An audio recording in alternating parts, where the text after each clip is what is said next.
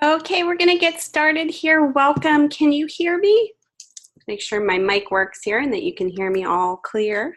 Yes, ma'am. All right, thank you. Welcome. Hello, how are you? Good. I'm just going to mute you here for a second. My apologies. This is DES105. You guys are starting a new mod, and I want to just start off with some intros here before we get into all the nitty-gritty stuff here. But great to see you here. See some other people coming in. All right, so just a little bit about me, because most of you probably don't know who I am. My name is April Biss, and you can call me April by my first name. I've actually been teaching at Independence for, 6 years for the most part, almost. So it's been a great experience, and I love what I do. I'm able to work as a designer and also teach. I'm from Pittsburgh, PA, but I've never really, I've kind of moved around since I graduated with my undergrad. I moved to Akron, Ohio, lived there for 6 years, and then I moved to Tampa, Florida, and lived there for 7 years, and I came back to Pittsburgh about 4 years ago. So I've been kind of working around different ad agencies and publication companies, as well as have my own freelance business for the past 18 years. So I have a lot of experience, kind of working for several various companies in-house and also design agencies. So it's great to kind of pass on that experience to you guys. Prior to getting into online teaching, I actually taught for 2 years on ground in Tampa, and that's kind of what kind of propelled me forward to get my master's degree. So in 2012, I got my Master's of Arts degree in graphic design at SCAD, Savannah College of Art and Design. And I did that all online. And I like to tell you guys that because, it's a different experience when you're online versus on ground.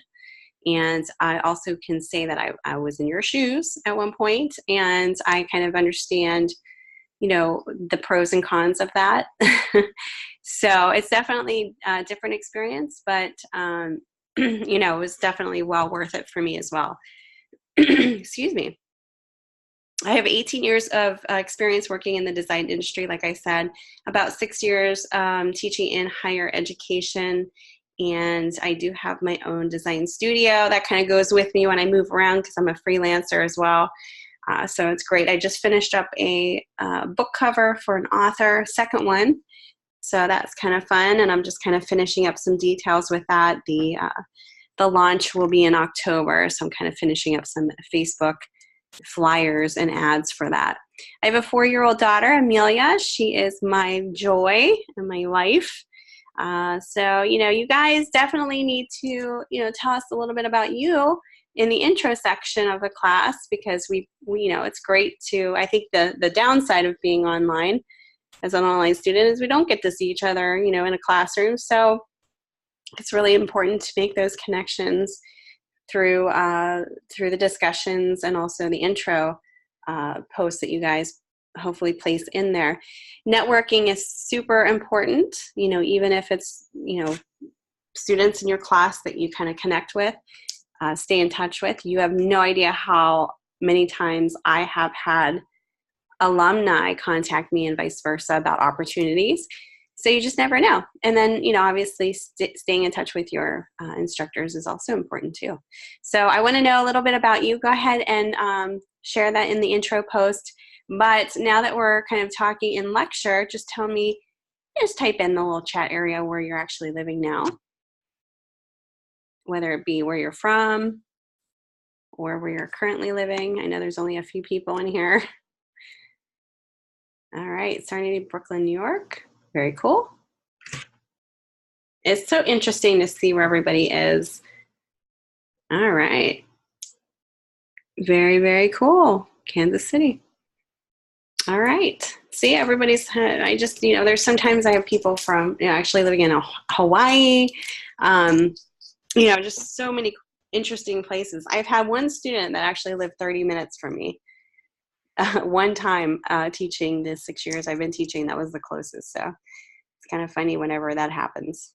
But great to have you guys here. So different time zones that we're in, but we basically use the Mountain Time time zone because that's kind of where this college is based in. However, for the lectures, just make sure you're checking in obviously you guys got it right because you're in here. Just, if you're listening to this and you want to make the live lectures, just make sure you're checking in with the live sessions for them. So that you know when they are. I have a little bit of a different schedule. Let me open up let's go into Canvas here. My schedule's a little wonky, and I say that because I want to just point out a couple things here. So this is where the lectures are, the lecture recordings. So the time zones are actually placed out specifically to, each time that is based off of the Mountain Time. So for this one, we'll be meeting Tuesdays at 4 p.m. If you're like me, I would be starting at 6. I would be watching it at 6. And then so you just find your time zone accordingly. Now, Wednesday is an optional multi-session that we have during the week. I just happen to have Wednesdays at 9:30 Eastern Time. That would be 7:30 Mountain Time. That's just an optional session. What I do is I turn on my computer and I just sit and wait and see if you guys have any questions, need extra help. And I'm not the only one that does this, but we all do different days. The instructors all are assigned different days. That just happens to be my day. So if you need extra help, extra feedback, that's when I will be doing ours.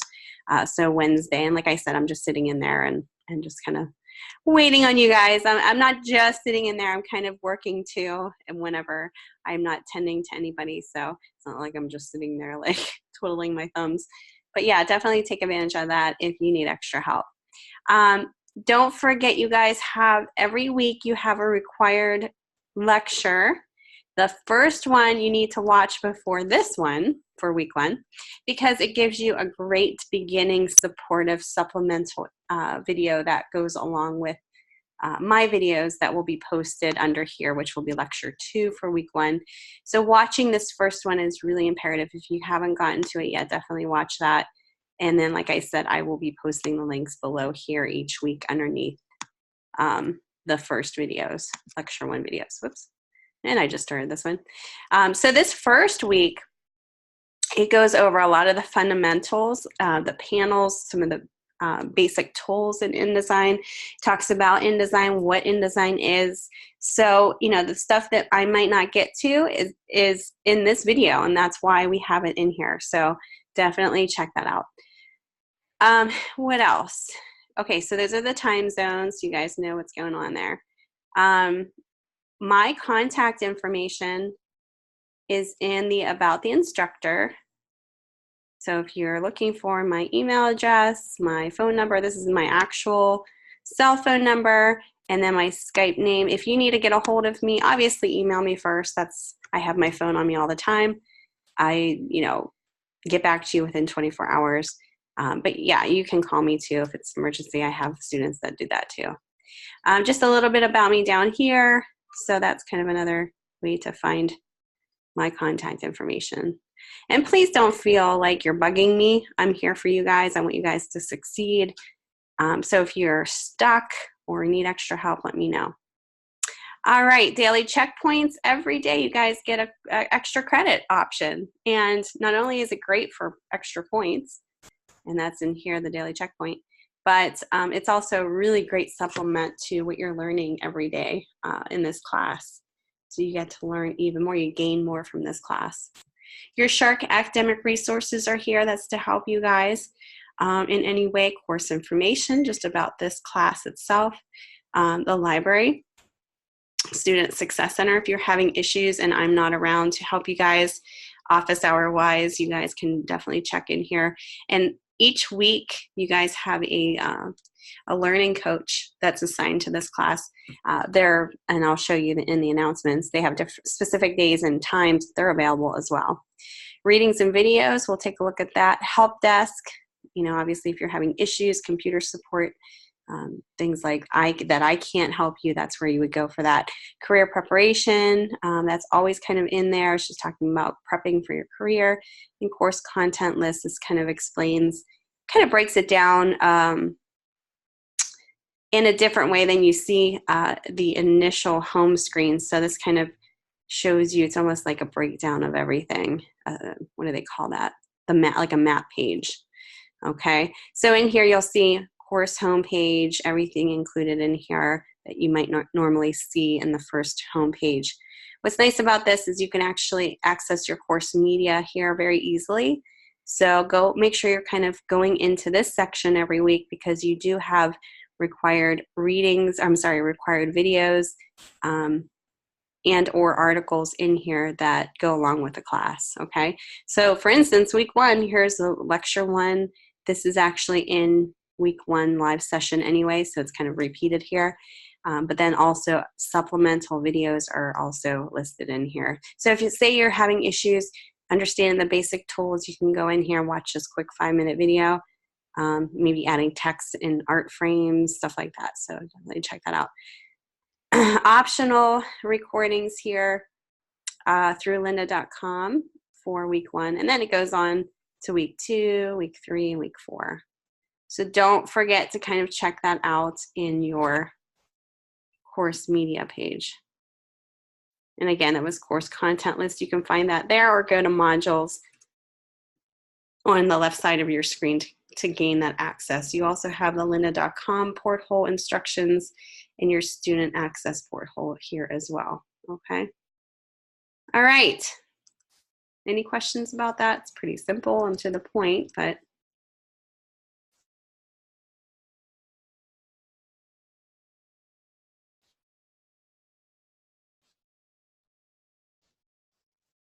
All right. Great.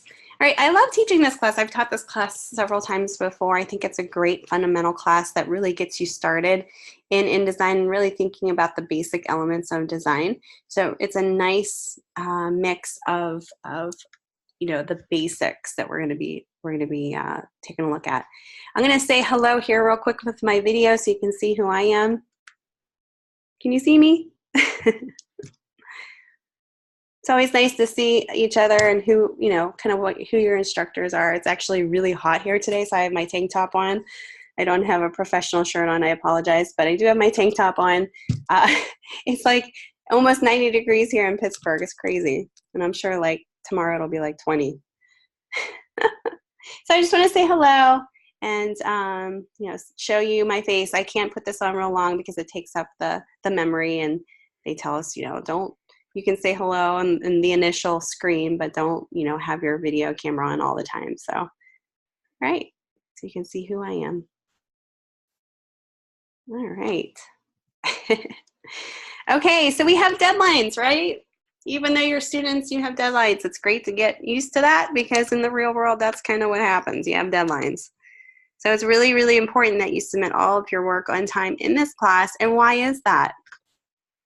Well, because it's important, you have deadlines, but also, design, when you're a design student, especially in these classes, because they're so quick, they're only 4 weeks long, that time in between, especially if the projects build on each other every week, you need that time in between for revisions, your design process, everything kind of just, you need that extra time in between. And I'm saying extra time, but that time in between the end of each week that you're getting feedback on, that's super important. So if you're kind of turning in your work late every week, you really will short yourself and stress yourself out, and maybe not gain as much as you can from the process, and also kind of your work will suffer. So make sure you guys get that work in every week. Like week 1 is due before midnight on Saturday, and then your discussion 1 initial post is due before midnight on Wednesday. That's super important too, because if you're posting later in the week after Wednesday, not a lot of people are going to be reading your post, so you're not going to be gaining as much as you can from that. So post, as soon as you can, early in the week. All right. this is like a really super small list here. Let's take a look at your learning objectives really, really quickly here. I'm saying really, really a lot. Sorry, guys. Trying to slow it down here. Week 1, let's take a look at this because I think I can make this a little bit bigger. There we go. And why is it important to look at objectives every week? Why do you guys think that's important? You know, it's kind of like redundant sometimes, and maybe you did read over this.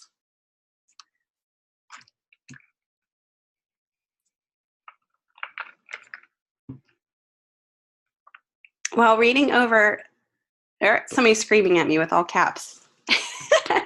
Just kidding. It's okay to have an idea of what you will be learning that week. Exactly. So you'll be walking away learning all of these objectives, or should be, right? No need to apologize. That was funny. All right. So we're going to define how InDesign is used in the field and describe 5 scenarios of when it would be used. And that's important because when you go out there, you have to know which program to use when and why and how, or else, you know, obviously you're not going to be using it right. It's like learning a tool. If you don't know what the tool is, how to use it, it's not going to be as effective, right? So identify and match 10 basic tools to the description of their use. Identify and match 5 InDesign panels to their functions. Create a new document in InDesign and insert text frames and images. Describe the difference between InDesign's rectangle tool and the rectangle frame tool. Utilize the rectangle, oval, and line tools to create composition in InDesign. Utilize InDesign's character panel to apply changes to font size, kerning, tracking, and leading. Number 8, illustrate how to utilize the color palette within InDesign. And number 9, prepare an InDesign document for print output using the package tool. And number 10, show correct image resizing and cropping methods within InDesign. So this week we will learn some basic InDesign tools and terms, and then here's a little short video about kind of just getting you inspired for this week. So it's about a minute. You can definitely take a look at that. So that's basically what you're going to be walking away from this week. A lot of stuff that we're going to be covering, not just in lecture, but also in the supplemental videos, readings, and a quiz that you'll have. All right, so let's dig into it now. Does anybody have any questions of what I've went over thus far? And actually, I forgot one thing here. Announcements.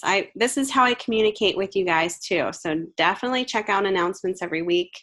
I try to give you guys some supportive information in here as well. Here's the welcome post that I posted initially. Remember I was talking about the multi-session that I'm having on Wednesday. This is a PDF that you can download, keep it on your computer. And this is the schedule that everybody's going to be available here. So it's not just me. There's other instructors that have times as well.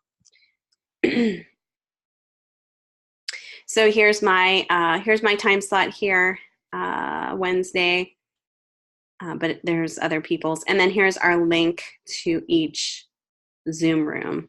Okay, so for instance, if you can't make Wednesday, say if you have a problem and you can't meet Wednesday at the time slot I have, you can meet in any of these rooms with any of these other instructors. They're all available for you guys, okay? And that's in regards to this class. All right, so that is for the multi-session schedule. And the learning coach, which is specifically linked and synced to this class, is Tara. She's great. If you're having any issues too, you can contact her. Here is her schedule and her times, as well as her contact information. So we obviously we have a lot of great people and staff and resources to access. If you cannot, obviously if I'm unavailable, you have other options as well. And there is a lot of times where I'm, I don't have certain office hours. I'm kind of running around. I have other classes that I do teach and other jobs that I have. And I'm not saying I'm not going to be there for you, but sometimes it just doesn't, my schedule doesn't pan out with your schedule. So that's kind of what will be provided to you guys. So definitely take advantage of that. Okay. With that being said, let's take a look at your discussion this week. I should have just stayed in here. Sorry, I'm flipping back and forth. Some of you guys got started early. Again, don't forget the intro post too, which is in week 1.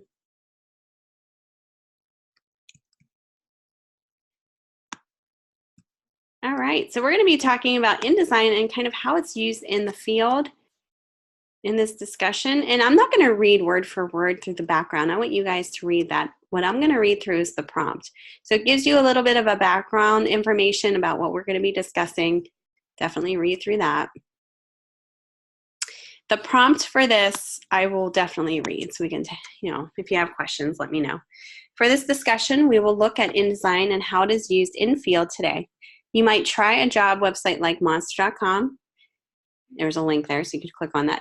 Consider checking a few others like Indeed, the Art Career Project, or any job listing resource you know of.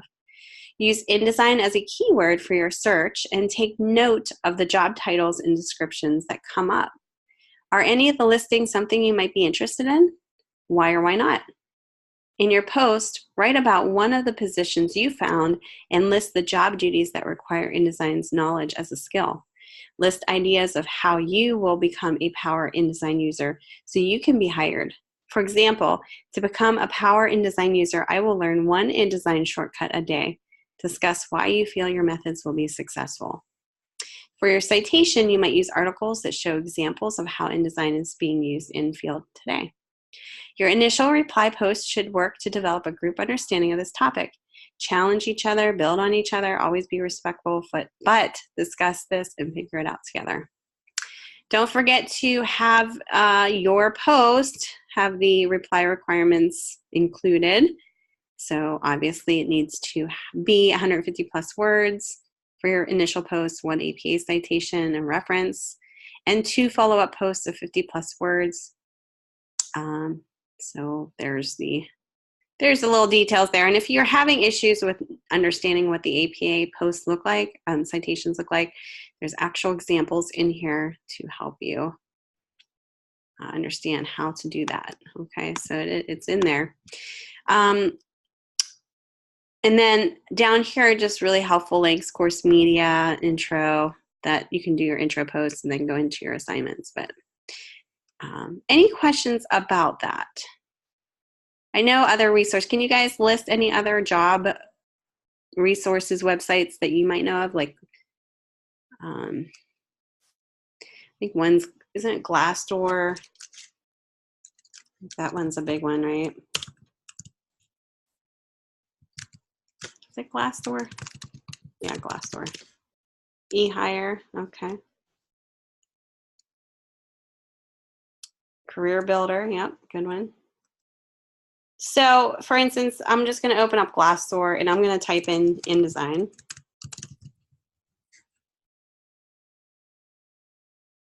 In Pittsburgh. Let's see what comes up here. So automatically it lists some design positions here that probably, that actually have InDesign in the description. So let's look at this first one here, Program Assistant.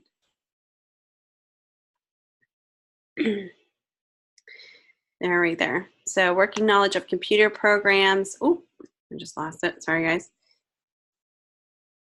But there we go. InDesign is listed right here. So go ahead and take a look at all the ones that maybe are listed in your area. It'd kind of be nice to see what's available in your area. Here I am kind of clicking on this. This one has, let's see,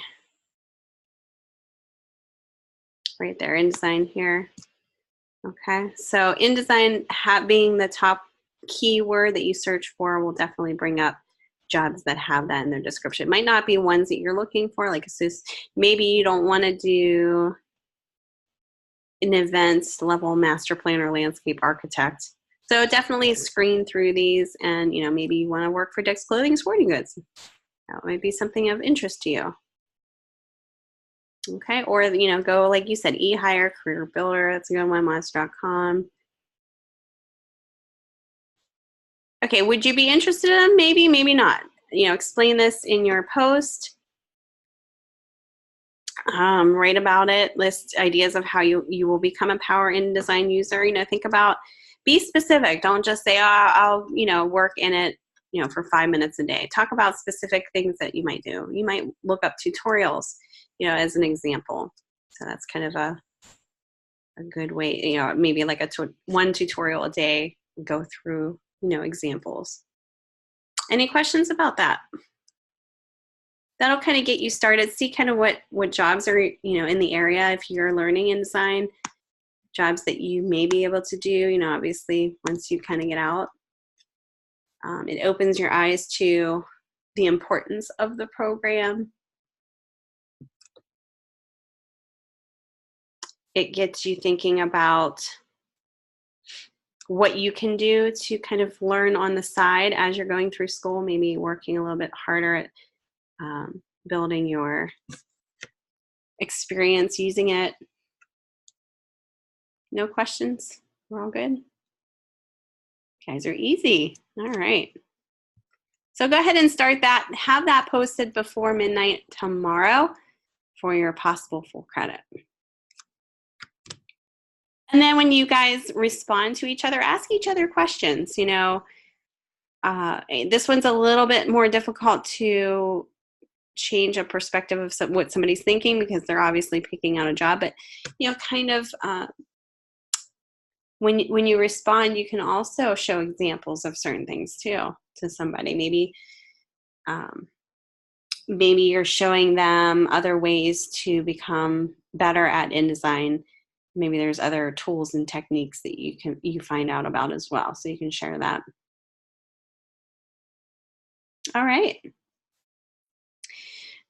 Moving forward here, did anybody look over the assignment 1? You did? Okay, very cool. Did anybody get started yet? You tried? Okay. I think so every week I will I'll do a step-by-step demo of how I would approach the project. And hopefully that'll kind of clarify any questions that you have. So, if it helps you, helps your time, it helps you time-wise to watch this first and then attempt it, that would definitely be a wise thing. I've had students before that never watch lectures. They send me questions. I'm like, well, did you watch the lecture? And they said, no, but I've been sitting here for 6 hours trying to figure out how to do it. And I'm like, well, I showed you how to do it in the demo. So just kind of make sure you're watching the demos. Okay. All right, so let's take a look at your week 1, assignment 1. We'll get right into it here.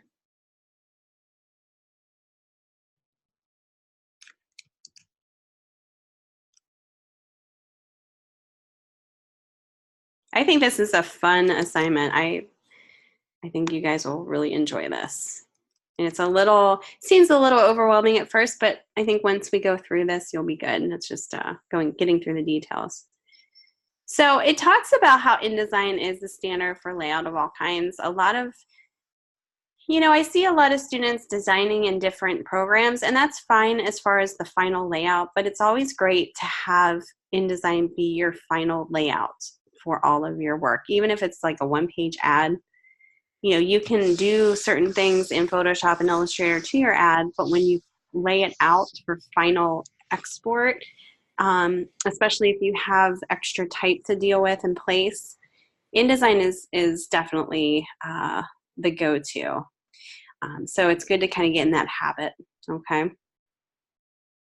So you can do a lot of different things in InDesign. It kind of explains here in the background. InDesign is the industry standard for layout of all kinds.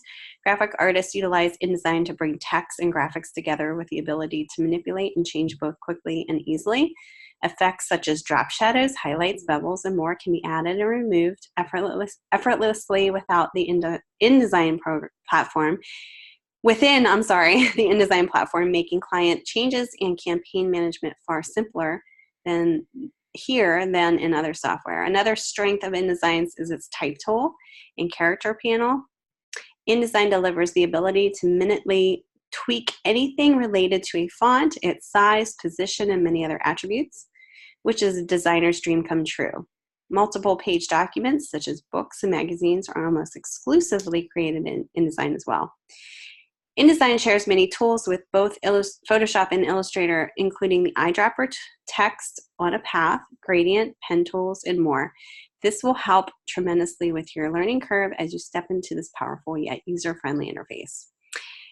When I do the demo in InDesign, just kind of keep in mind that I'm not going to go into full detail of each tool. I will explain the tools that I'm using. That's why it's super important to go through your Lecture 1 recording first before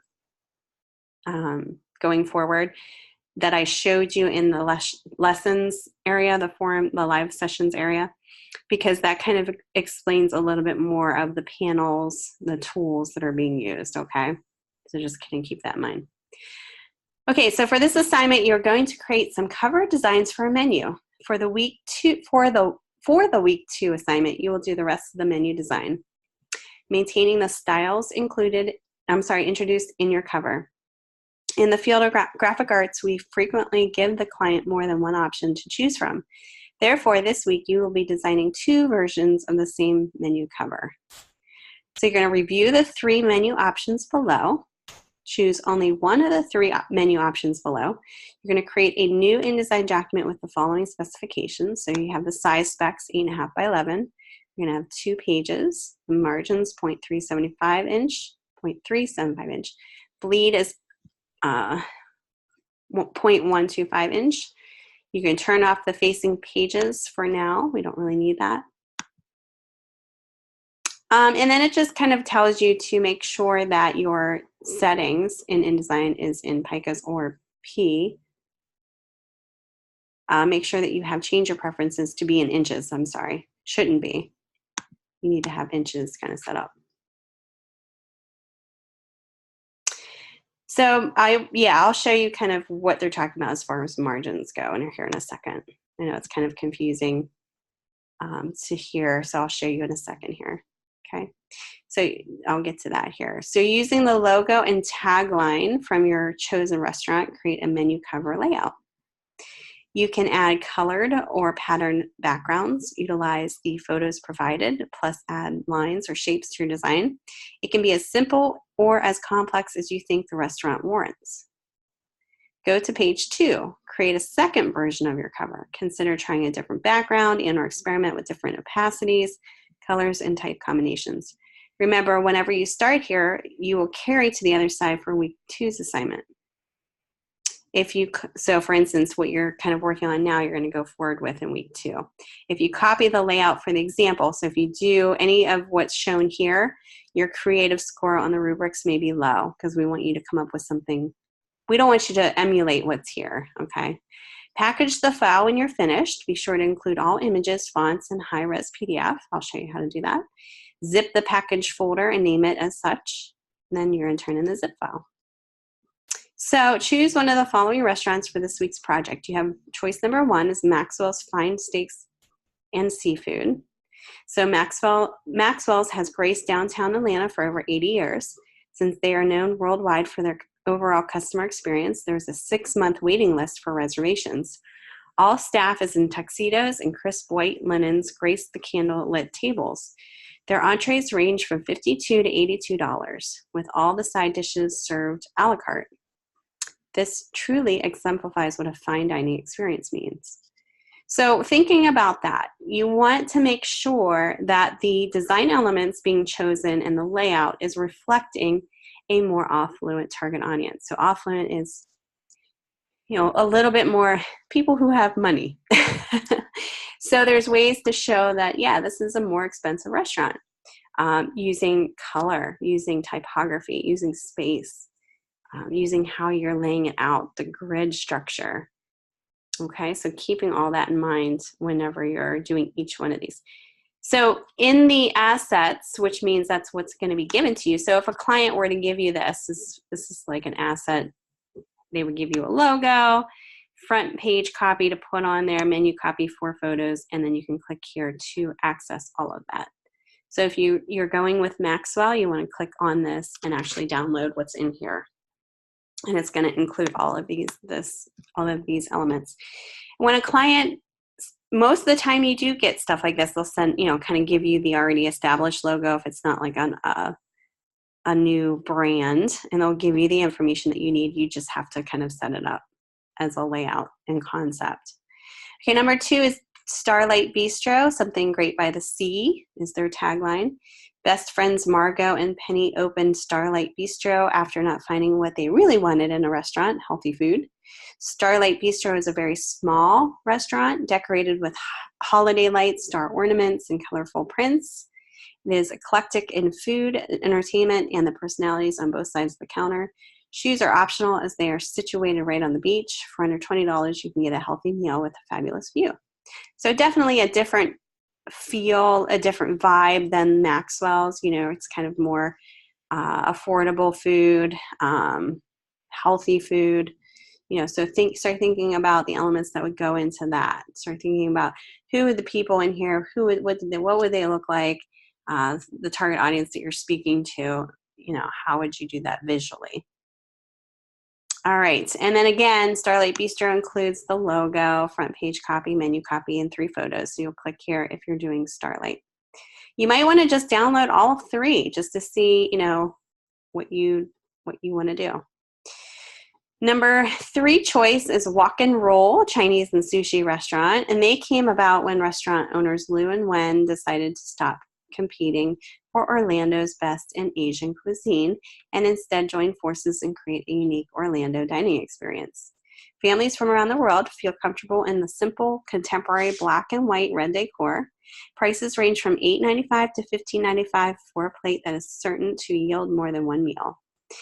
The assets are below again, and that's all ready for you to go. So it's kind of 3 completely different restaurants, different target audiences, different price ranges, different environments. So, pick one that you believe you will excel. Maybe something you like yourself might be helpful so that you're more invested in it.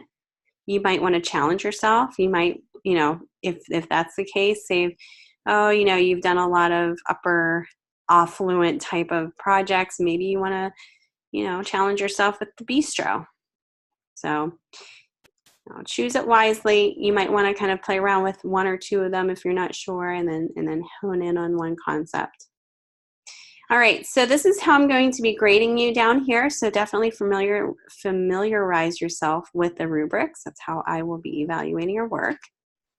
You can take a look at that as we go forward. There's a lot of information in here, but I'll go over all of this step by step. So the one question, Serenity, you talked about was the margins and the bleed. So let's go ahead and open InDesign up and we'll take a look at this. Actually, you know what? Why don't we take a 5-minute break and then we'll get into that. I want to give you guys a break from me.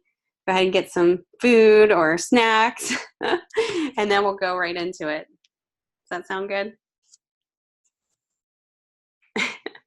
Sometimes it's good for the concentration. All right, so I'll see you guys back here in 5 minutes. All right.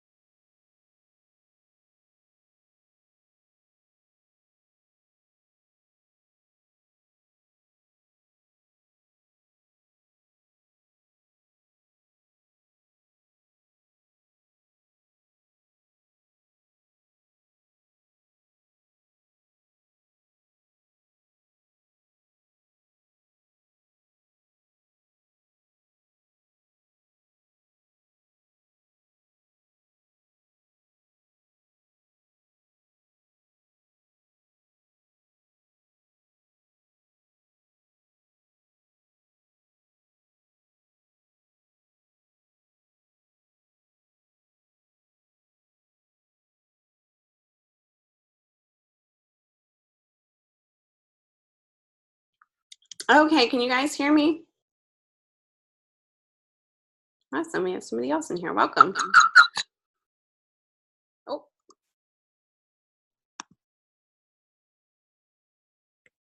All right, we took a quick little 5-minute break here, and we're going to get started with the demo for assignment 1. So let's go ahead and get started. I'm actually going to open up InDesign.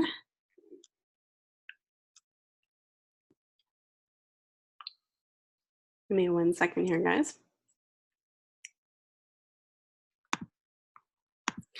All right, so open up InDesign. You're going to have this menu pop up when you go File, New, and you want to create a new document. So what we want to do is we want to make sure all of our specs are matching assignment 1 specs, okay? So in assignment 1 specs, it says page number or page size is 8.5 by 11. So right now I have the custom 8.5 by 11 selected. If you do not see inches on the right where the units is, change it to inches. 8.5 width by 11 is what you need. 2 pages, so you want 2 pages selected, and if this is checked, you want to uncheck it. Facing pages is a great way to organize, say, a book, multi-page book where you have an inside spread, but because we're doing 2 covers, we don't really need a side-by-side spread, so we're going to uncheck that. Start with page 1, that's fine. You don't really need to set your columns at this point. We're going to be doing that next week. Column gutters, fine as is, just leave that. That'll be next week as well. Now your margins. Somebody had asked about margins. The margins specified for your cover is 0.375, so you want to type that in. Right now mine's defaulted at 0.5. So 0.3, and you can just highlight that. 0.75 is what you need. Margins are set based on where you want your, it's kind of like that purple line, and you'll see when I click OK. Designers use margins to align copy and photos so they're not too close to the trim edge, and it's just better for aligning your elements. And what we want to do is click, after you put 0.375, we want to click this little chain over here so it sets all of the margins the same. So we want top, bottom, left, and right to all be 0.375. Yep. Okay, so the next thing is we want the bleed, which is outside of the trim edge. And when I say trim edge, that's kind of where the printer will cut the paper. The bleed is 0.125. Okay, so we want to drop down, click on that arrow to drop it down, and where it says bleed, we want to type in here 0.125. And again, click on this little link so it sets all the top, bottom, right, and left, all the same measurement here. Don't worry about the slug. That's basically, you know, custom marks or job information that you would put in there for the printer. We're not really going to be worried about the slug, so we're going to ignore that for now. So keep that at 0 and say create. Okay, so your document should look like this. If I zoom out, you'll see 2 pages. Zooming out is Command plus or Command minus. One thing to kind of keep in mind on the upper right-hand corner, I don't know if you guys can see this. Hold on 1 second. You might be able to see this up here. Hold on, let me throw this over here. Can you guys see up here where it says typography? On the upper right-hand corner, yours might say Essentials. What that does is just kind of reset your panel and what's on your, what's showing on your panels here, okay? So let's say if you were working on maybe more of a type project, you would choose typography, and all of your panels would pop up that have, you know, that align with, you know, working with typography. You can reset it. Say if all your panels are going crazy, you could just say reset, kind of resets your panels there. It's a nice way to organize your panels because sometimes it does get kind of crazy. Okay, good. Thank you.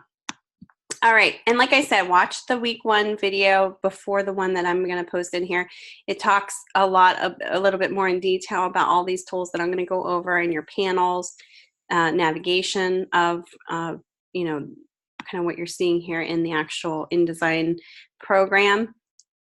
I just want to point out too, you can zoom in here. See this purple line kind of going around? That's your margin. That's what we set at 3.75. So the trim edge is where the gray meets the white. That's where your paper would be trimmed.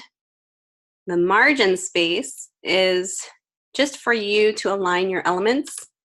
You don't want to go too far into that we're close to the trim edge because that space is going to help balance your layout and frame what's important, okay? So, you know, the larger the margin space, the better. Kind of frames the information. The red line is your bleed. This is what's not going to print, but if you have photos, say if you have a photo that goes to the trim edge or even type that you want bleeding off, you'll want to utilize the bleed. You'll want to pull that frame out so that it doesn't end right at the trim edge where your image is. Why is that? Well, you know, when you set your file ready to print, the printer goes to print it and say it shifts on press and you don't have a bleed set up, but you want that edge to cut the photo off, it might show a little white gap because, you know, all printers are different. So it might shift. You might see a little white gap that you don't want there. So having that bleed kind of allows that to not happen on press. That's what a bleed is for. Okay. Hello, welcome. Got some more people rolling in here. We're going over your assignment 1. Okay, so now that we have all the specs, let's take a look at the toolbox real quick here. The big thing to notice is your pages. If you don't see this up in your panels, go up to Window on your menu bar and choose Pages. This is where you'll find all your menu items in here, including your pages. And Pages is nice because you can kind of double click on each page, to gain access to them. So let's say you want to go to page 2, you can double click on that. Page 1, double click on that.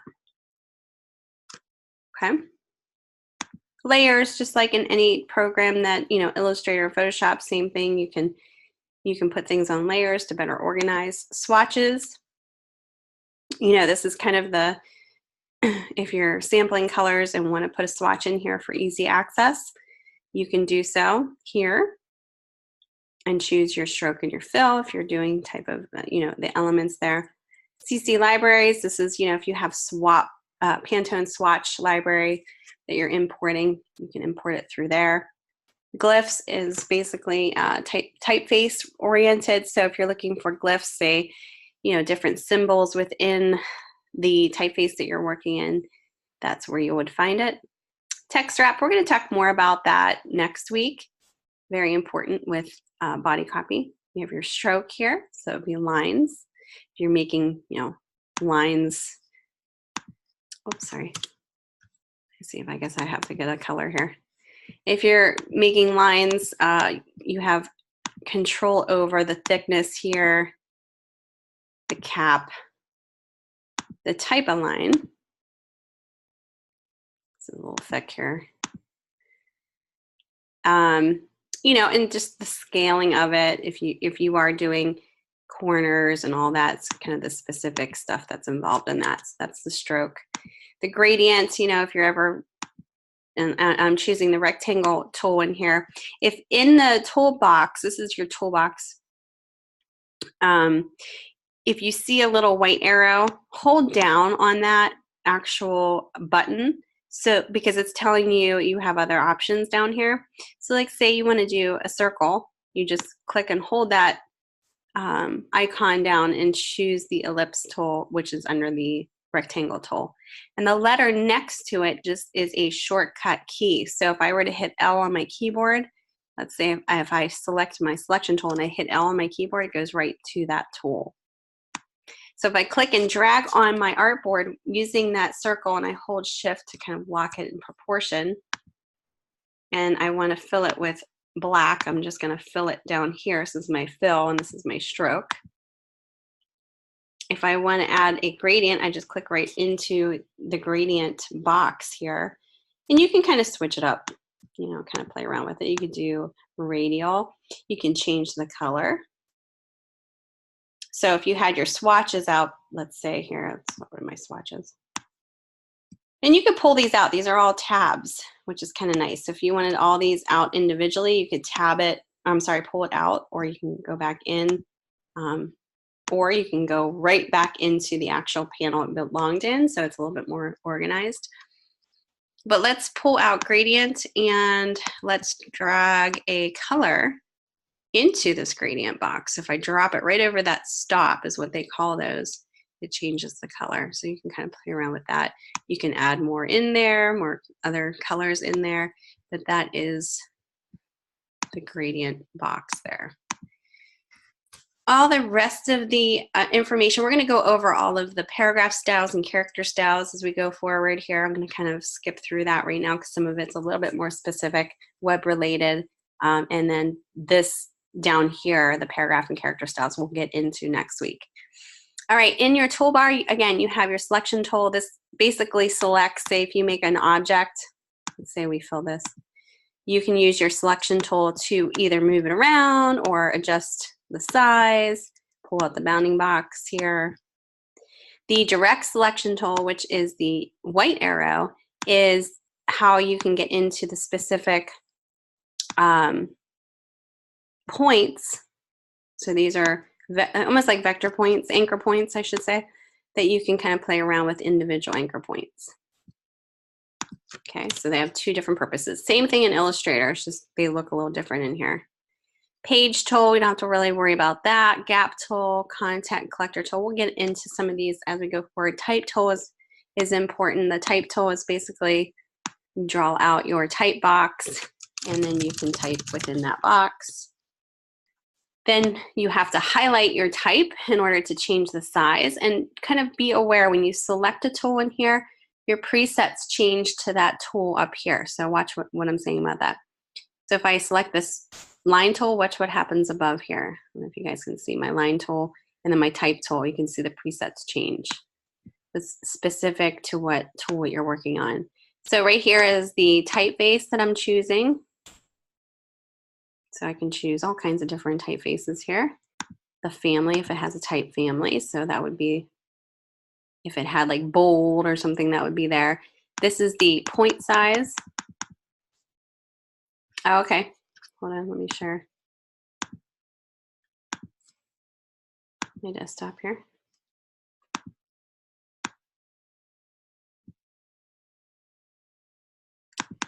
All right, so this is the point size here.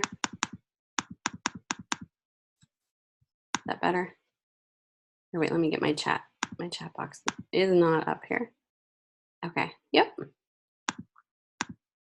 Leading is basically, if I had like body copy like this, the leading would be here, which is space in between lines. You can adjust that. And then this is point size. This is all caps. This is small caps. And then all of this is like superscript, and we'll get into some of these too as we go forward. So just to give you the basics here. You can also go into character in your panel box here and access the same information. So here is another way to access. There's always a couple ways to access one preset here. So here's the same thing that I was just showing you, just in a different box, okay? We will look into the bottom tools here next week, but I just wanted to show you some basic things, okay? If you wanted to delete this, you need to select it with your selection tool and hit delete on your keyboard. Just kind of give you a little tip there. Again, line tool, same thing. You know, if you want to do a simple line across your layouts, this is where it's at. Then you just go to stroke to kind of change it up. You can make it smaller, thinner. You can change the color here by hitting the stroke down here, or even I think right here. Oh, you know what? I don't think there is a way to change the color here. Let me see. now. So you have to change it in your stroke here. So just double click on your stroke. Say you want a red line, click OK. And it's hard to see here. I'll make it a little bit thicker. There's the red line. So you have your presets in here. Like I was showing you before, you can change the style. So you want wavy, kind of cool. So there's some really neat things there. All right, then you have the pen tool. This is just like an Illustrator where you can click and actually create shapes or lines. You can fill it. So that's the pen tool. The pencil tool, more free-flowing kind of a tool there. And again, you can change all the line presets using your stroke panel box. So you're not stuck with just that, what you draw there. More organic tool there. Rectangle frame tool. So this is important. The differences between your shapes and your rectangle or your frame tools or frame tools where you have the little X in there, that is telling you that this is not just a shape that you're making, but you can place a photo in here. And that's important because that's how you want to place photos. So like say you have a spot in your magazine that you want a photo to fit, say in this column. You're not going to use the rectangle tool, the rectangle tool, because that's just a shape. You're not going to place an image in there. That's why this X is so important. It's telling you as a designer, hey, this is a frame tool. Go ahead and do a Command D, which is shortcut, or File Place. See how it's Command D? That's how you place an image in there. So Command D or File Place. And I'm just going to use my daughter's picture and we're going to place it in there. And it's going to place that photo in there. Now, I can move this around in here. There's like a little box in here. I can move this little wheel. It's not going to place in here 100% if it's not sized correctly. So that's why it's important to, once you do that, you want to make sure you fit it in that page. So you want to go up to Object, Fitting, Fill Frame Proportionately. Okay. So that's how you would, and you can do circles too. You don't have to do a, say if you wanted to do something really cool with a circle, Command D or File Place, same picture. It's not going to fit in here, so I need to go up to Object, Fitting. And there's different fitting options. Fill Frame Proportionally just fills it completely, proportionally. There's also Fit Content Proportionally, and that just fits the content. So you might see a gap here. You can fit frame to content, fit content to frame, center content. You can clear frame fitting options. But for the most part, fitting to proportion is what you'll need. You also have the polygonal frame tool as well. Okay, the shapes tool is basically what it is. It's just for shapes, if you're adding something for effect elements, you can use the shape tool. Scissors tool, this is where you can actually cut, certain lines out of shapes. Kind of similar to Illustrator, I guess. Free transform tool. So all of this gets pretty detailed as we go forward. Gradient tool, we'll kind of talk about that. Polygon, yeah, it's, you're talking about this one? Polygon tool. If you double click on the actual tool itself, you can change the number of sides. Like for instance, you didn't want a star, you wanted something different. You can change the inset here. Let me see if that, double click on the circle. And then you click right on your artboard, you can change the size here. Yep, it should work the same. You have your eyedropper tool, you have your gradient feather tool, yep. So these tools are really neat. The gradient tool I kind of just showed you before, so that's just here. Let's see if I can get that. Let me fill this before, there we go. So the gradient tool is if you had a fill in here, and I kind of showed that in a weird way. Let me go back. Let me fill this with black. And you select your gradient swatch tool, and you drag it in there. It's going to change it to your gradient swatches. If you wanted to change that, just click on your gradient panel box and you can change it there. The gradient feather tool is neat because that feathers it. Say if you have like a photo, and let me show you real quick. Let me make this bigger.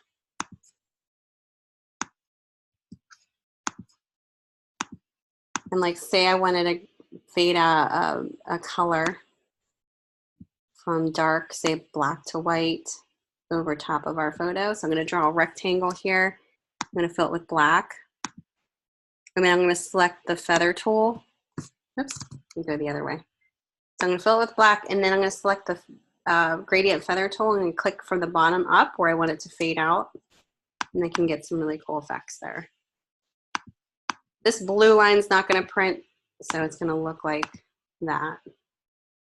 And you can adjust this, say if you wanted a little deeper to come up or other direction. Kind of neat. And you can delete it if you want. Eyedropper tool, you know, if you want to kind of sample your image and bring out colors, click on the eyedropper tool and click wherever inside your image here to get the colors that you want. And then you'll see them filled out here. Double click, and you can add to your swatches if you want to add that particular color to your swatches. So I just said added to swatch. So if I were to go to my swatches, which I don't see my swatches up here, window, color swatches is where you'll find it if you can't see it. And it added it to my swatches right here. The hand tool is really kind of nice. You can either click the hand tool here and kind of move around your document. It really works well when you're zoomed in, because you can kind of don't have to worry about zooming out and zooming in. You can kind of just use your hand tool. And I'm just kind of grabbing it and moving my, I have a trackpad, so I'm kind of moving that around.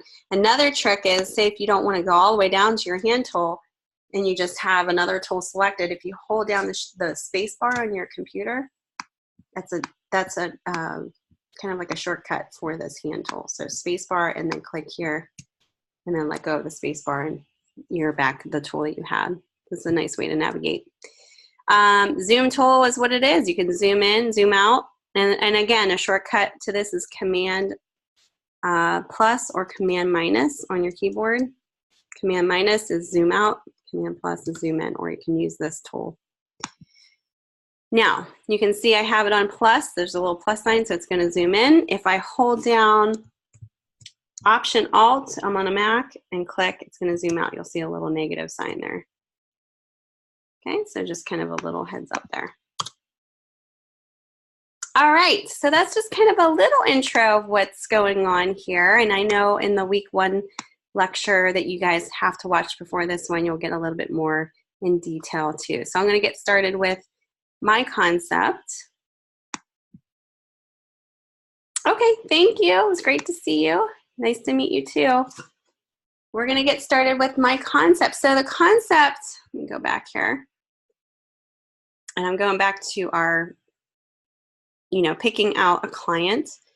I decided to do, and you guys, that's up to you what you want to do. I decided to do the Starlight Bistro. If you guys can see what I'm doing here. There we go. So I'm going to click on the Starlight Bistro assets and download that. And that includes the logo, front page copy, menu copy, and 3 photos. So let me show you what that looks like. Hold on, let me get rid of some stuff here. I got all kinds of stuff on my computer. So I downloaded that and I threw it in my folder in week 1. Let me show you my folder here.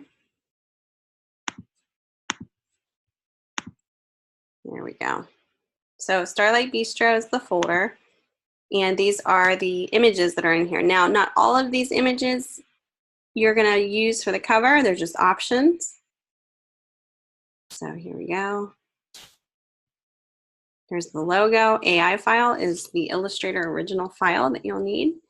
And I'm going to show you how to save it out as a PNG file so you can use it without a white box behind it.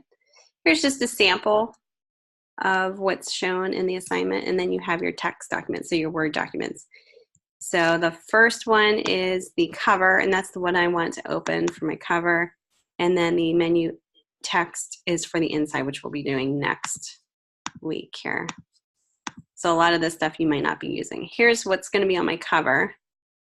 So what you're going to do is just going to copy and paste. You're going to do Command C, copy what's shown here. You might not want to take the logo, because obviously you're not going to have logo typed in there, so maybe start here.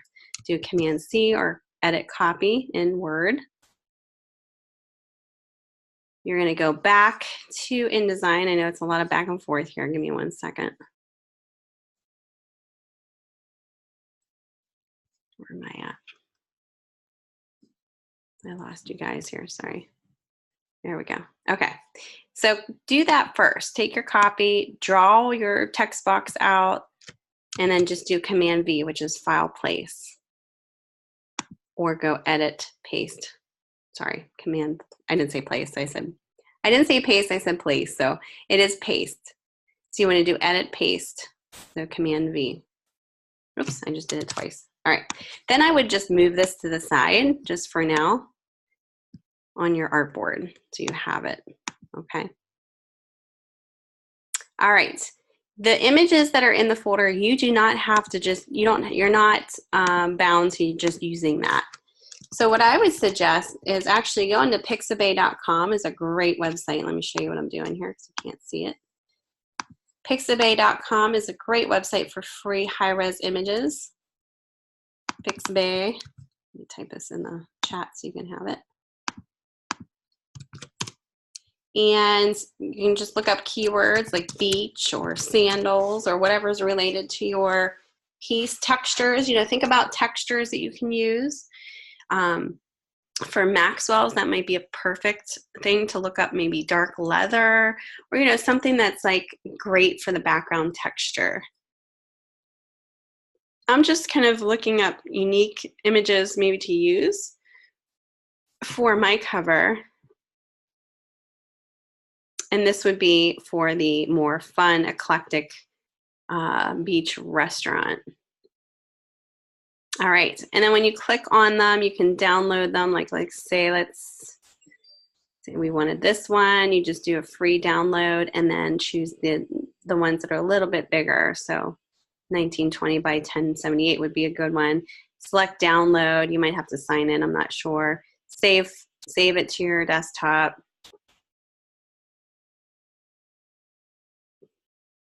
And I'm just going to export it as a JPEG right now onto my, oops, sorry guys, it's my keychain thing's coming up. There we go. So go ahead and peruse through there.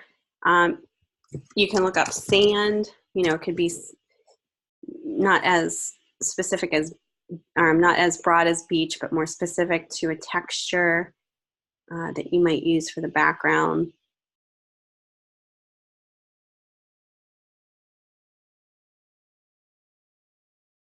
There's a good one. It's like a beach one.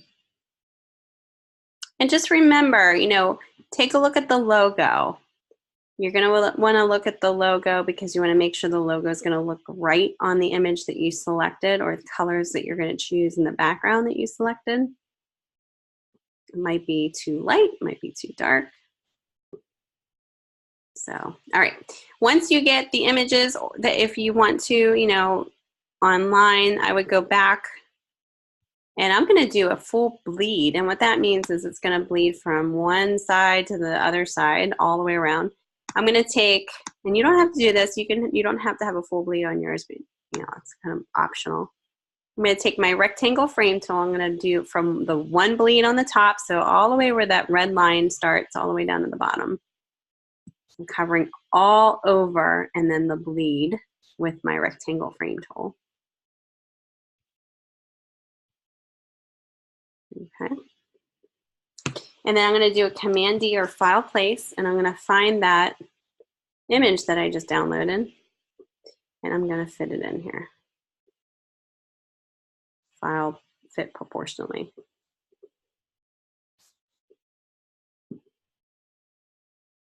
Oh, sorry guys. Swap over. Let me do that again.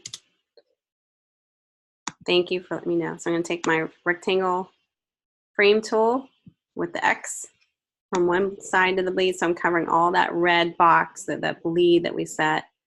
Command D, select that beach picture. And it's not big enough, so I need to go up to Object, Fitting, Fill Frame Proportionally. You can always move this around. If you double click into it and there's more image to you know, play around with left and right, you can pull it to the left and to the right. Just make sure there's no white gaps.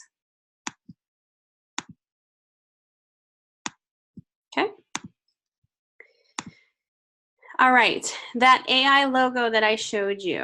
So I'm gonna kind of draw out another rectangle frame box. I'm gonna draw it out here. So just kind of at the bottom, big enough so it kind of reaches over on the left margin to the right margin. So the size doesn't matter. I just need to have a box so that I can place my logo in here. I'm gonna do Command D or File Place. I'm gonna go back to that folder that I downloaded that logo. From the folder that was given to me. And I'm going to place the AI logo in there. Now this probably will be better up here because it has more contrast. So I'm going to move this up to the top here. The logo doesn't have to be this big. Actually, I probably would want to make it smaller. So I'm going to make this frame smaller. When I make that frame smaller, I'm pulling this in with my selection tool. I go back up to Object and say Fitting, Fill Frame Proportionally, and it's going to proportionally fill it. I just have to make sure that all of the letters are being shown here. That's one way you can downsize it. And then you want to make sure it's centered. So I'm going to put the one border here touching the left margin and the other on the right. And then I'm going to go back up to Object, Fitting, Center Content. That's going to center it right in there. Just kind of go down below too. It's not cutting off anything.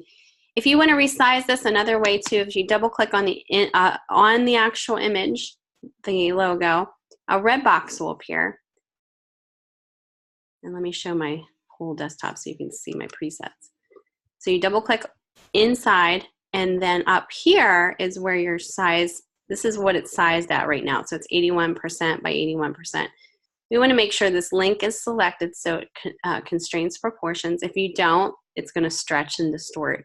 So make sure that link is selected. And you can go down or up with these arrows. Just make sure both percentages are the same. Okay. And then again, if you want it to be centered, just click right back on it. After doing that, go up to Object, Fitting, and Center.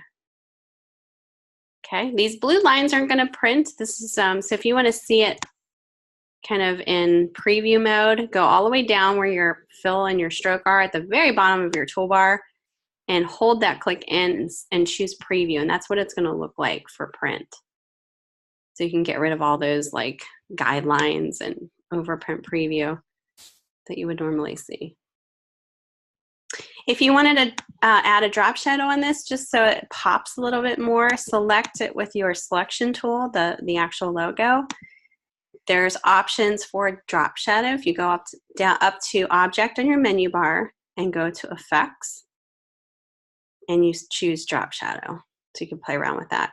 Just make sure it's not, once you select drop shadow, it's going to bring up this effects panel. Choose preview, select preview so you can see the changes happening before you actually commit to those changes. And right now I would say this is kind of too dark and too far away from the logo. I'm going to pull it in a little bit. So see where it says position, the distance, I want to pull that in just a little bit. See how that kind of affected it? And then I want to make the opacity just a little lighter so it's not as harsh. We can actually choose the size of it too. I'm going to leave it as that. So then you can kind of do the before and after just to see if you like it or not and adjust it if it needs to be adjusted and click OK. That kind of gives it a little bit more of a pop and you can see it. All right, the next thing I want to make sure of is this copy needs to come over here, right? So I'm going to go Object, Arrange, Bring to Front. if you didn't see what I just did, pull your copy over, object, arrange, bring to front because it was behind my image. It's kind of acting like a layer. So for this cover, let me zoom in here. The tagline is here. The address is here, the phone number, and then the hours are here. What we want to do is we want to take the tagline out of this. So I'm going to copy this. I'm going to highlight it with my type tool. So just take your type tool, highlight this, and go up to Edit Copy or Command C. Hit Delete on your keyboard. Once you do that, it's going to put it on like your pasteboard. You just can't see it. I'm going to delete those spaces out. Then I'm going to take the type tool and just draw in another box and go up to Edit Paste. And that's just going to paste it in its own little box so that we can play around with this separately. This information can be set together. That's fine. I'm going to highlight it with my type tool because I want to align this so it's all centered for my layout. I'm centering my logo, so why not center the copy? You don't have to necessarily do this, but this is kind of what I'm choosing to do. So I'm going to go to the paragraph panel. And I'm going to choose Align Center. This is where your alignments would be. This is Align Right, Justify Right. This is Center, and this is Align Left. I'm going to do Center. Okay, I'm going to zoom out here. The next thing is to choose a type base that you think is going to work well for this. And I'm going to pull my box so that it's centered. We don't want it to be offset. So I'm going to pull this left box to my left margin and this right bounding box to my right. That way I know this is perfectly centered. Now this is a little hard to read, right? Not a lot of contrast going on here. So I need to fix that. So I can either have the copy whiter, like white, or I can put a block of color back here, maybe a solid block of color. That might go with my style of my, oops, of my piece here. Or I can just do black, whatever I think is good. I can take the eyedropper tool and sample color in here for that. I'm going to bring this forward, so object, bring to front. If you have your snap to guides, you can actually see when this is centered on here by clicking and holding it down. If you go to Window, I'm sorry, View, it's under Grids and Guides, you'll want your snap to guides checked. So it's under View, Grids and Guides, and if this is check marked, watch what happens. When I move this box and I just moving it, see when this pink line appears? That's snapping to my object saying this is exact center. So I don't have to really guess. Now, I don't have to use this as a full percentage of this color. I can play around with the opacity. So up here in your panels box is your opacity. So you can kind of adjust that. So if you wanted to see kind of a little bit back behind there, behind your color spot, just to have that texture show through, you can play around with your opacity. Now, if you don't like that, say if you don't even like that idea, maybe you try the whole feather thing that I showed you earlier. So I'm going to take the rectangle tool and draw out a box. And maybe this box is, and let's fill it with black. And then I'm going to take the gradient feather tool and I'm going to feather this up so that's a little darker there. You could start lower, you know, it's completely up to you what feather you want. And you can also adjust this box so that it goes up a little more. If you wanted to adjust the color, you would just click in here and adjust the color. So let's say you wanted to go maybe more brown, you know, or maybe more dark green. You can do that. I think that maybe looks a little bit better. And then what you do, I think I lost my type box here. Hold on. Oops. I need to bring this forward here. 1 second. Object, arrange, bring to front. Right, it's behind my other layer here. There we go. Then you want to take your type, make sure it has enough contrast. I'm going to make this white so that you can see it. See how easier it is to read now? And I'm going to put this on. Where's my, it's normal. Okay, here's my guides, my bleed. So I'm going to put this so that the baseline of my hours touch the margin here. You can make the phone number more bold, and I don't even know if this is the type I'm going to go with. I didn't even change the type yet. So let's see, maybe I'll do a universe, you know, something that's a little bit more less fancy, maybe a little bit more casual. So I'm going to do maybe universe. So you're going to be in charge of that as far as the typeface. I'm going to make this a little bit bigger, and then I'm going to space out my leading. So I'm going to go to my character panel here. Let me open that up. So I'm going to go to type and tables under window, pull up my character panel. So I have a little bit more options here. So I just made the phone number 18 points. The regular type is probably around 12 points. I would say no bigger than 12 points for your type on the cover. You can make your phone number larger. Like I said, this is 18. Just remember, you're going to be holding this menu in your hand, so you don't need anything more than 12 points. I would probably even go maybe 11 for some of your body copy here. If I want to adjust the spacing in between the letters so that you want to kern out, add a little bit more space in between the numbers, you can adjust it there. This is where you would do that here, the tracking. Pull this up a little bit. So I'm just emphasizing the phone number here. Everything else has space in between it. That's a nice way to do it, nicely spaced out. The only thing I have to do is adjust the tagline. And I think what I'm going to do too is I'm going to do another color bar up here, just white, because I think it's a little hard to see the logo still. So I'm going to do a white box. Let's do none here. And do the same gradient feather that I did just above here. There we go. And then I'm going to bring this forward. Bring this forward. And that just kind of gives me a little bit more contrast for the logo itself. So you'll see when I go to preview, you can see a little bit better without all the junk behind it. That's important when you have a full bleed photo, that you're able to see the copy over top. So make sure that you're able to read it.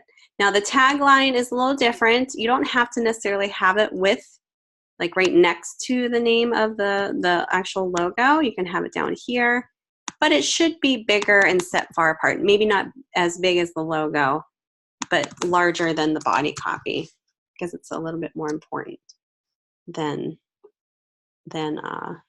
your body copy there. So I'm going to do Laura, and I'm going to set this at 36. See what that looks like. Maybe 48. We'll see.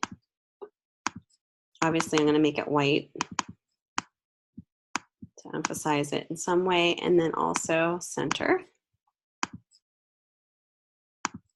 But I want, you know, a little bit more space in between my copy,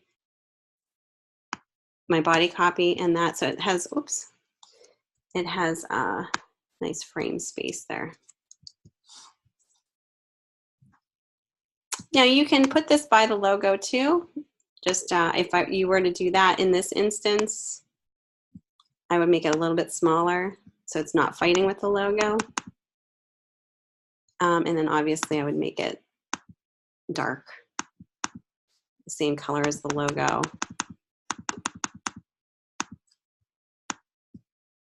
Something like that.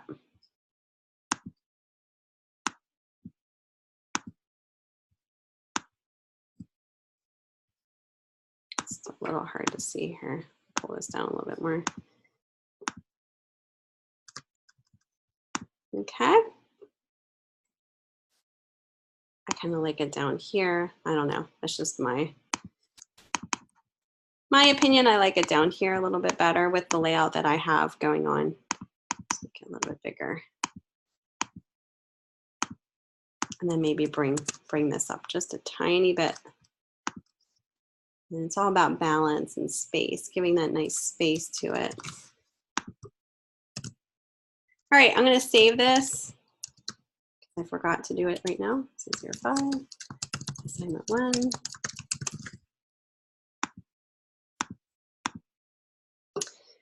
Any questions about that so far? Kind of how I created that. Okay. So that would be like maybe my first concept. Now you could do a completely different second concept if you want, or play around with that first concept just in a different way. I'm going to do maybe a different photo for this one, Command D. And like, you know, you don't have to do a full bleed like I'm doing. This is the other one that I had that was fun that I found, like little flip-flops. What might be easy is to just copy everything that you have up here and drag it down there. I'm just going to copy and then paste, and then you can kind of adjust things as you go forward here. You can do different type fonts. You don't have to do the same. Different, you know, where it's being placed. You know, obviously it's going to be hard to read here. I'm going to pull this to the side. Oops. But think about the type that's going to emulate what that brand is all about, okay? You want to make sure that the typeface aligns with the brand. If it doesn't, it's going to look different. You know, it's going to look completely different. So if you choose like a casual font, say for Maxwell's, it's going to read, you know, in a confusing way. I'm going to play around with this here. Down here, we'll just kind of play around with that. So I'm putting the information up here. Maybe I'll try a different typeface for this one. Let's see, maybe more. Something very simple. I'm going to stick with the center just because it kind of works with this photo. But like I said, you don't have to do all centered, you know, like I did.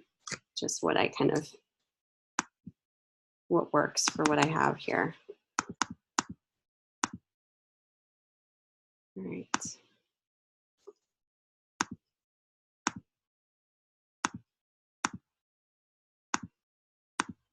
Let's get this down. There we go. And then I'm going to do another box to do over top of here.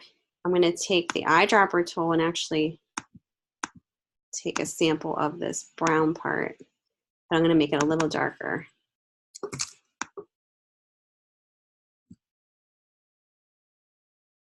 Maybe, let's see.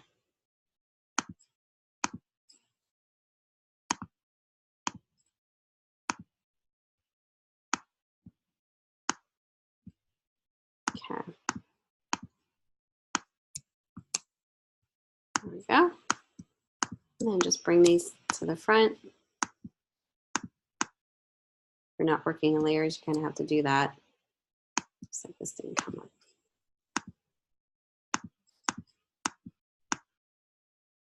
Kind of a neat way to play around with it.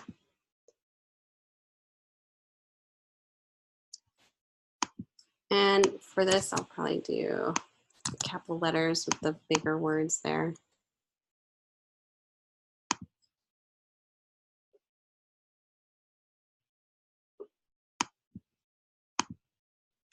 Bold.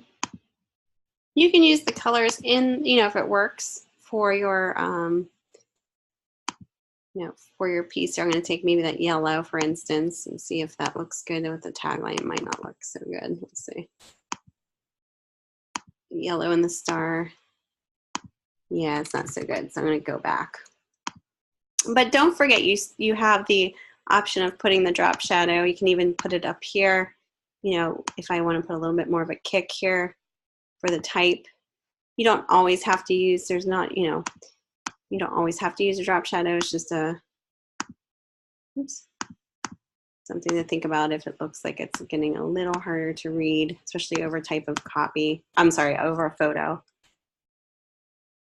I'm gonna make this a little bit smaller. Okay.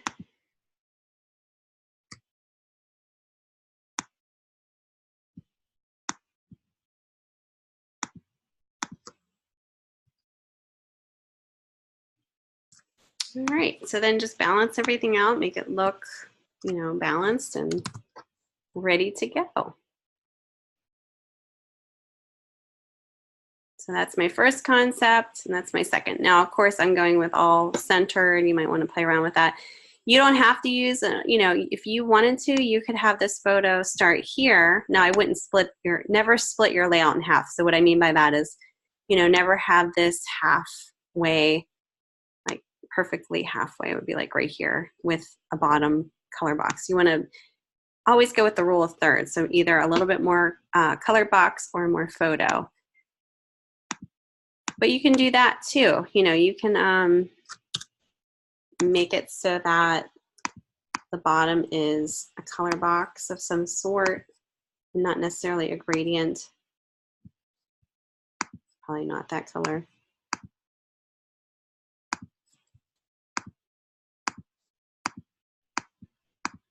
Oops.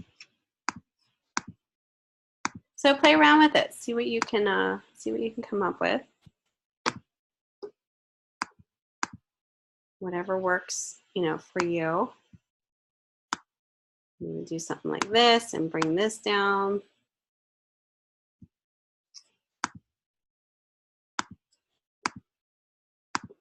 If you ever want to delete the drop shadow from this, just go back to effects, drop shadow, and just uncheck the drop shadow box, and that'll take off the drop shadow. Kind of a little tip there. Pull this down a little bit more. Balance this out a little bit. And then at this point, because it's so light, I'm just going to choose that purple from the logo for the type, make it a little easier to read. And then what you could do, if you're not really happy with it being so bland down there, you can duplicate this behind that box. Just kind of some suggestions here. Make it really big, 75 by 75. I'm just making this photo really big, and I'm just gonna have this texture be at the bottom here. So we have two boxes. So we have this box, and we're gonna bring this forward. And then you have your texture box, which you can't see until you make this a different opacity. So I'm gonna make this a little lighter. So you can kind of see through it. What that white box is, but it's, you know, still textured there. It's just not, it's not showing as before, just like bland. Get some texture in there. I'm going to go back to where we started. So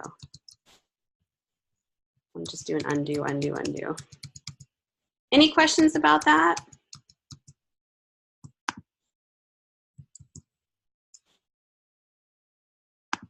And if this is a little hard to read, I can do the whole box thing up here too, maybe using black.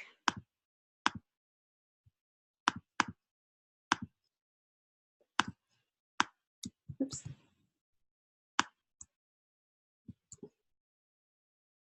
You can change the opacity, say if that's like way too dark, you can change that opacity here too.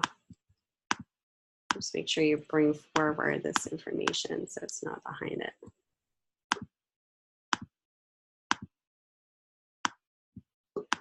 Okay, the key is to make sure you can read the information. All right. Another thing is just make sure the logo doesn't have to be this big either. It can go to a little bit smaller than that. It doesn't have to be huge. The body copy should be smaller. Remember, you're holding this menu. If it's bigger than 12 points, it might look a little clunky and weird.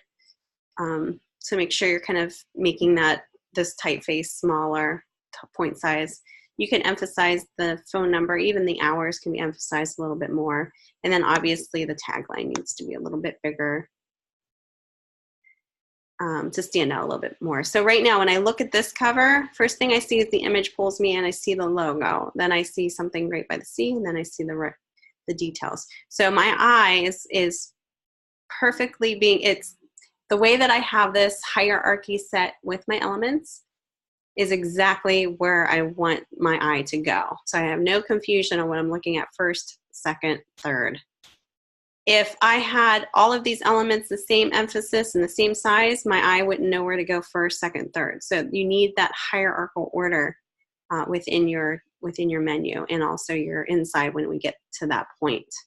And I think that's what most students struggle with. You know, they want to put emphasis on everything.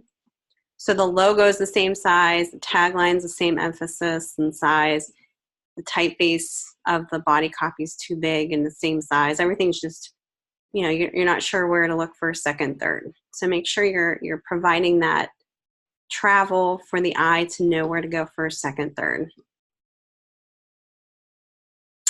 All right, the next thing would be the export of your file. So let's go ahead and see what the details are here, and I'll go through that. So when you're done with the two concepts, what you want to make sure you want to do is package your file after saving your InDesign file. So packaging and then zipping it. I'm going to show you how to do that. You guys ever packaged and zipped before? Maybe some of you have.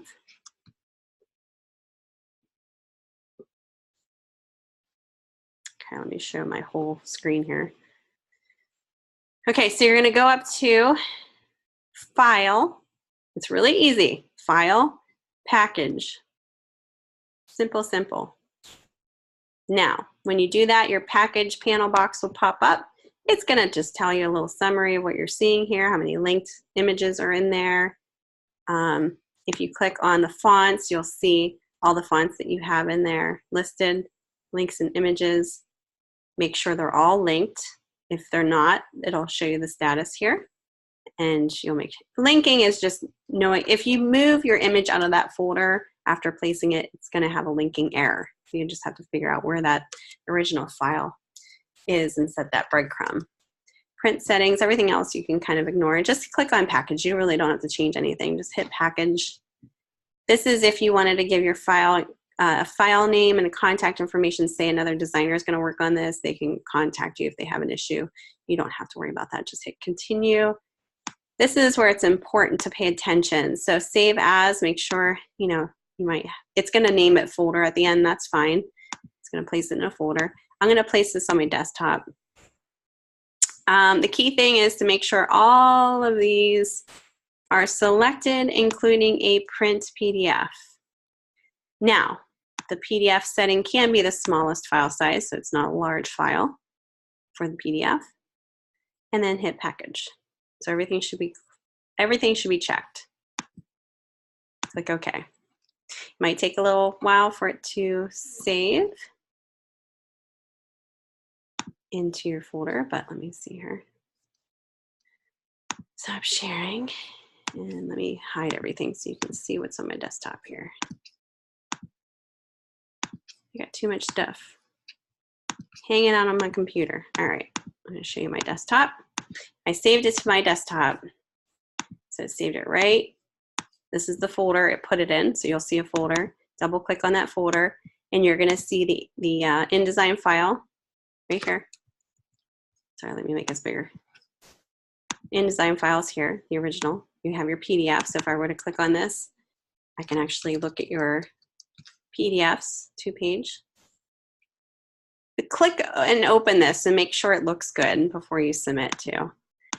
You have your document fonts. So if I wanted to open up your InDesign file without having any missing fonts, you know, if I have any missing fonts that you have and I don't have, I can download that.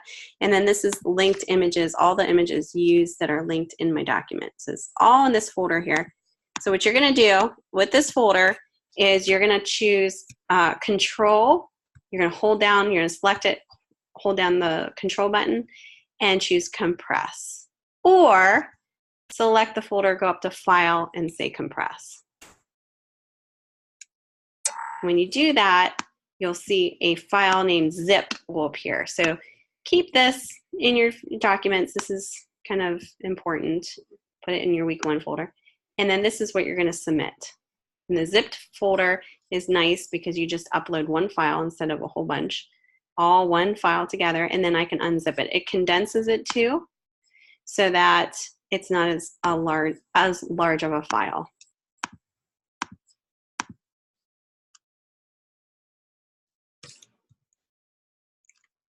Okay, any questions right now about anything that we covered?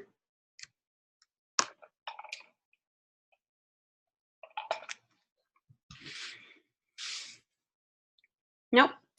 Just a couple things to keep in mind. You want to research other menu designs online. You know, even if you're out at a restaurant similar in the brand maybe that you're deciding to do, take a look at what people have out there. You know what trends are out there, what it looks like. You want to make sure your cover design is up to date, modern, and aligns with the brand itself. It has to be appropriate to the brand, just all your imagery, your colors, everything. Number 2, you want to do research so that you are inspired by what works. You want your menu to look updated and new. All right, we already did the 5-minute break. All right, I don't know if I have any other, let me see if I have any examples to show you. But in the meantime, if you have any questions, let me know. And then I just have my email address there if you guys have any questions. I'm gonna reach out to me. I don't know if I have any. I don't think I have any examples to show you guys. I'm not sure why I didn't save any from past classes. I usually do, but I don't. I'm looking. Nope, I didn't save any. So you guys aren't jaded by past classes, but it's sometimes nice to see what other people have. I could dig around and see if I can find anything on my hard drives here for maybe if I could find something and put them on announcements as examples or something like that. If I do, I'll definitely post it so you guys can see what other people have done. All right, guys. Well, I'm going to wrap it up. It's about less than 10 minutes or maybe a little bit more than 10 minutes, sorry, left. If you have any questions, let me know. If not, you guys are free to get started and enjoy your evening. And like I said, thank you guys. It was great to meet you. Don't forget the discussion post and then your intro post. And then also, I will be available tomorrow, 9:30 my time, 7:30 Mountain Time. And I'll be just kind of hanging out. If you have any questions, come on in. All right, guys, have a great night.